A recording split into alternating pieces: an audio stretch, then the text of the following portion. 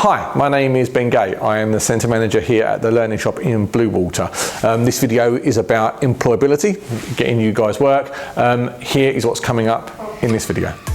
We're going to be talking about common mistakes. Common mistakes in your CV that are easily rectified but can be the difference between getting the interview or not. So common mistakes in your personal statement, common mistakes in the key skills that you use. We are also going to be talking about social media and your social media profiles and how that can impact your chance of getting a job. Biggest common mistake with personal profiles is that they all sound the same or similar. If you get someone to write it for you, or if you Google it or get it off Monster or somewhere, it's going to sound similar. I can almost quote them. If your personal statement on your CV sounds something like, I'm a hard-working individual who enjoys working on my own or as part of a team, and I can communicate with people at all levels, and I'm looking for a role to show my existing skills whilst learning new skills.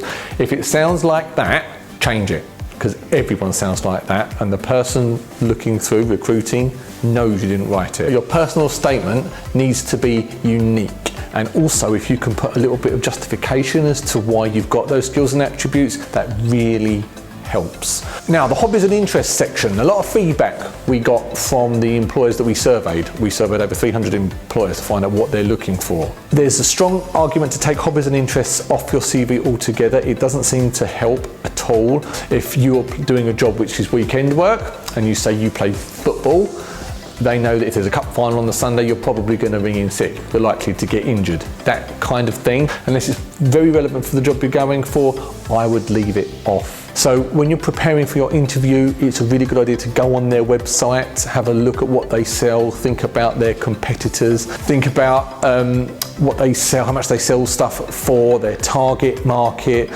These things all come up. What type of business they are they high end, medium end, low end? It's also good to visit the place you're being interviewed, visit the place you're potentially going to work, because it's a dummy run to find out how you get there for the interview, so you don't make any mistakes getting there and end up turning up late. All of this prep as well, write it down and take it in with you. There is nothing wrong with taking interview notes out in the interview. It means you can answer the question and consequently you can score points. So don't be afraid of not reading notes or referring to notes. You should be nervous at an interview. If you're not nervous at your interview, you may even come across a little bit arrogant, and you don't want to do that. When people turn up for interviews and you're waiting to be interviewed, and whether it's at the reception area, at the front of the store, the business, or wherever it is that you're going to be aware that they're possibly watching you. You need to be aware that your interview starts as soon as you walk into the premises. So whilst you're waiting, read through your interview notes, read through your CV or your application. Don't get on the phone, don't sit there slouching, okay? You get the idea. A huge dilemma for interviews is what to wear. What do you wear for your interview? Lads, it's kind of easy, you know, suit, trousers, jacket, shirt, tie if you feel comfortable with one. So yeah, that's quite straightforward. Ladies have got a bit more choice, but if you really want an idea of how to dress for the interview and you really don't know, when you visit the company or place that you're going to be employed by, there'll be staff there. They'll have a dress code. They'll be wearing their dress code. That will give you an idea of what to wear. That's the best probable tip regarding that I can give you. Here at Bluewater, we see a lot of this handing out CVs, and it's hugely, or very often, this is done wrong. Two reasons for that. First of all, employers don't like to do that really. They need to go through their usual recruitment channel, so you normally need to apply online. But if you're handing out CVs, the biggest tip I can give you is make sure that that CV gets in the hands of the person who's doing the recruitment. Do not go walking around with your mum, dad or friends. That shows that you are being made to do it, and that doesn't look like a good potential employee. Also, don't walk around with an armful of CVs just handing them out to everybody, because whoever's taking that CV off you knows you don't necessarily want to work there. You're just trying about anything, you know, and that doesn't look like a particularly good employee either. I'm Julie, I work at the Learning Shop and I'm an employment advisor. We deal with the recruitment here.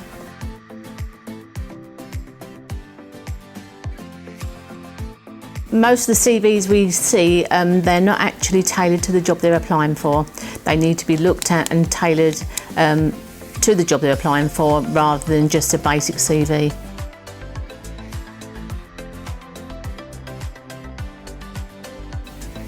Hundreds, and you'll be surprised how many we actually sift out.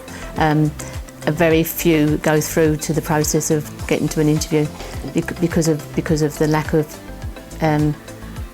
of something on there, the lack of information on them.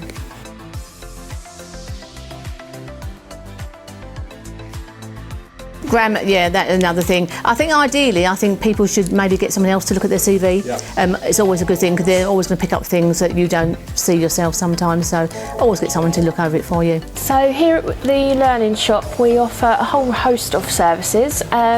Firstly, we offer CV writing and interview techniques workshops. That's great as an all-round package because we cover how to lay out a CV effectively, apply for jobs efficiently, and also all around the interview process, learning about interview techniques, what questions to ask, what they might ask you, things you might want to remember to do on the day of an interview, and of course first impressions, which really counts, and how you can be the best or give yourself the best chance when you get to that interview hot seat.